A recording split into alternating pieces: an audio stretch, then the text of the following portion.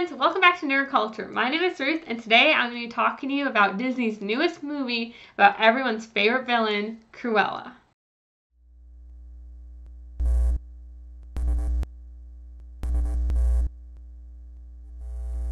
Nerd.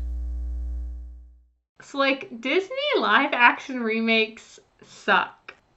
It's definitive. We've never had a good one. Yeah, I said it. I don't mind some of them, and I hate some of them. Okay, but there's one that I actually genuinely love, and it's this one, Cruella. Cruella was phenomenal.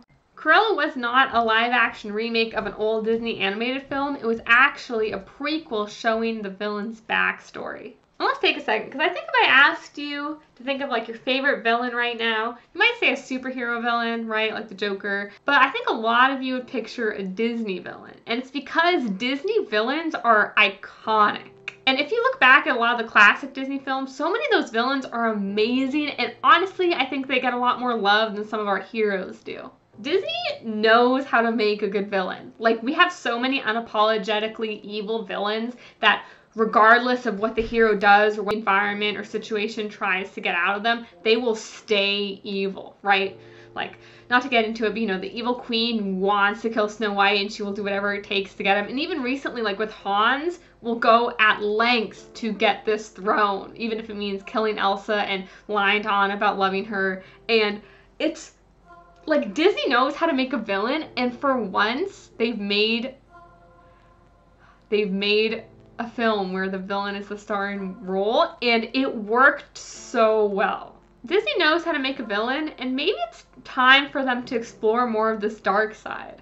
Maybe the happy ending princess story movies are over. It's the villain's turn.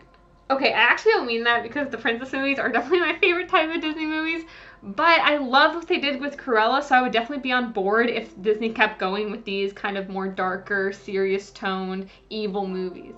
I really don't think I have anything bad to say about this movie. Even if I'm trying to be very critical of it, even the pacing of the plot was so good. The film just really flowed well, and it stayed happening.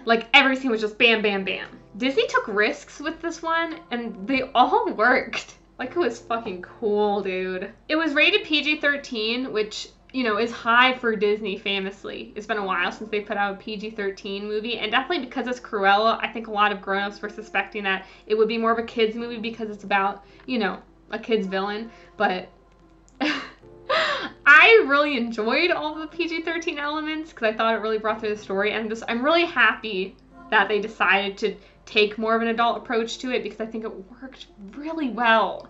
And I could see maybe a more childish version of this movie, I think it would have worked, but it would not have been as strong of a story. Because this is a villain story.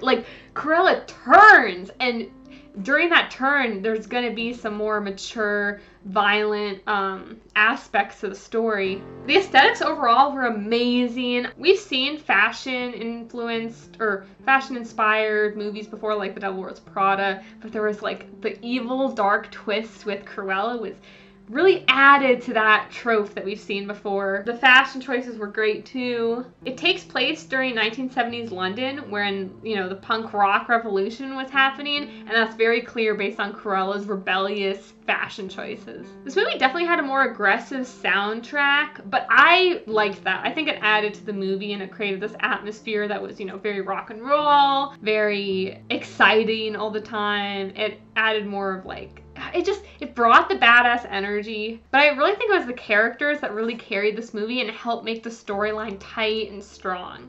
Seriously, every character in this movie, even the minor ones, were iconic. I mean, Emma Stone killed it as Cruella.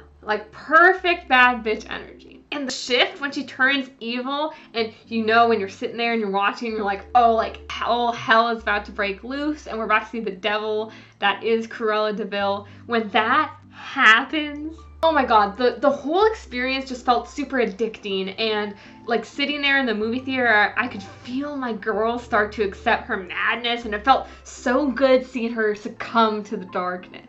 I liked when Cruella was a kid. She was so quirky and destructive and great and fierce, and I wanted more of it, but the movie was already so long that I understand why, but I this was one of those movies where every scene in there felt so necessary and full of story and impact, and oh, it was great. I mean, I'm sorry I keep saying it was great, but that's because it was great. I also like that Cruella was still able to use some of her talents and live her dream, because a lot of villains don't get that. Even when she was a thief, she was still making the disguises for her team, you know? And I mean, there's that line about how like the evil queens are just the princesses who like, you know, didn't get to live out their dreams. And this is a cool version of that where like, yeah, Cruella wasn't accepted as who she was as a kid, which was like different. And so it led her to turn to the evil that she already had within her. But for her to still be able to live through her dream was, I don't know, I thought that was really cool. And it, you know, it stays loyal to the original Cruella in 101 Dalmatians that, you know, has this love for fashion and will literally skin puppies to create the perfect coat. I liked how her alternative fashion choices were really respected by the Baroness, because it really helped fuel their partnership before it fueled their battle. Seeing Cruella try to be the good girl that her mom wanted her to be while trying to fight off her evil instincts was a really fun balance to watch throughout the film. And when the scale tipped and Estella became Cruella, I loved it. I loved it. I loved it. I loved it. I'm learning a lot about myself this year, and I've been a lot more chaotic lately, and it's been really fun. And I think me seeing such a strong, powerful villain like feel herself was really inspiring, which I'm not saying I'm gonna grow up to be a criminal, but that was amazing. The movie was definitely dark, and I don't know if it crossed the line of like maybe you shouldn't show this to your kids or not. I think that's, you know, up to your choices. But I loved all the elements of violence. I don't think any of them were unnecessary. You know, like there are definitely movies out there that have like unnecessary details of violence, but you know, everything contributed to Cruella wanting revenge, or as she said, like poetic justice. And I mean, she's the perfect level of dramatic.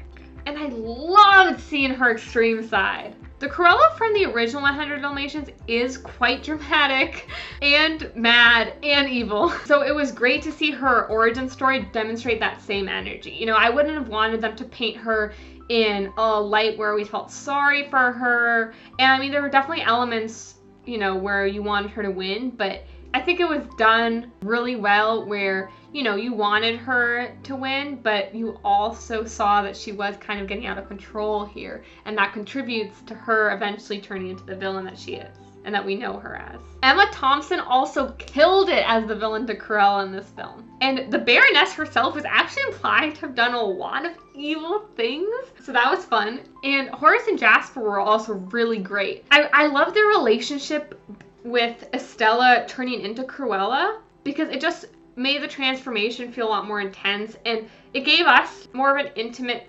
feeling about, you know, who Estella was as a person, and watching her let go of that side of her to, you know, become Cruella. And I think with Horace and Jasper's side of the story, it really helped me experience, okay, you know, she is this villain, and that is something that her friends never wanted her to be, but she is choosing that path for herself. Roger and Anita also made cameos, which was amazing. I honestly wasn't sure if I should be expecting that, but you know, we knew that Cruella knew Anita from school and that she was close with her at one point. We also knew that Cruella knew Roger, so you know, there's a backstory there. Also, this film had so many like twists and turns, and some of them, you know, okay, yeah, I kind of saw that coming, but some of them I didn't see coming, and it's just remarkable to watch a film that was so mysterious and honestly just fun to watch. This was just such a great villain backstory, and I just loved seeing her turn. I don't know what that's called, but oh my god, they did it really well. Like, Cruella made life for the Baroness super difficult, and their whole battle was just amazing to watch it unravel, and you know, them get more and more petty but also more and more destructive towards each other. I loved how Cruella would pull up in her outrageous dresses to the Baroness's parties, you know, and she would be like, yes, look at, you know, my new dress, and all the paparazzi take pictures of her, and the Baroness would have to sit there And, Cruella would drive away. It's just a quick appearance, but that appearance would be the highlight of the night. Ugh. Yeah, what a bitch. Still, I suppose that Cruella ended up being more of an anti-hero than a villain in this take, but I was just so into this villain perspective that I was screaming when I thought she killed those dogs. I was all for it. I was like, yeah, you stole the Baroness's dogs, you're gonna kill them, and then you're gonna wear them out in the town. She didn't, though. So, But also, I've talked to some other people who watched it, and they were like, yeah, I could believe that she would have skinned those dogs. Like, I was not into that at all. So I was happy when they showed that she didn't. No, I was ready for her to be ruthless. But I guess we're still waiting to see what drives Cruella to eventually, kill dogs. Because I guess that hadn't happened yet. Jeez, guys. I watched this movie in the theater, which was a great experience. I watched it with two of my best friends. It was amazing. It was incredible, y'all. I don't know what to say. Cruella will be free on Disney Plus on August 27th, I think. They are charging the crazy $30 for it, and so you can buy that if you already have a Disney Plus subscription. If you're able to go see it in theaters, though, or if you're debating spending $30 on Disney Plus, I actually would highly recommend this one. You guys already know how I felt about Mulan, but Cruella, guys, $30 is a lot, so I totally understand you can't just wait, but Disney did a good job with this one, and I want to see more of this stuff. This is really good. I also think that, I got a lot of shit from my friends about being like, well, Disney just makes the happy endings and the magic, and I'm like, no, you don't understand. There's a lot more depth to the film, and even if you rewatch, I can't get started with that right now. But Cruella was great. I think that's all I have for you guys today. Thank you so much for watching. Make sure to like, comment, and subscribe all down below. Let me know what you thought of this movie down in the comments. I mean, you already know I loved it, but I would love to hear from you guys. Make sure to check out all the rest of the videos that we have here on our channel, and I'll see you next time on Nerd Culture. Bye!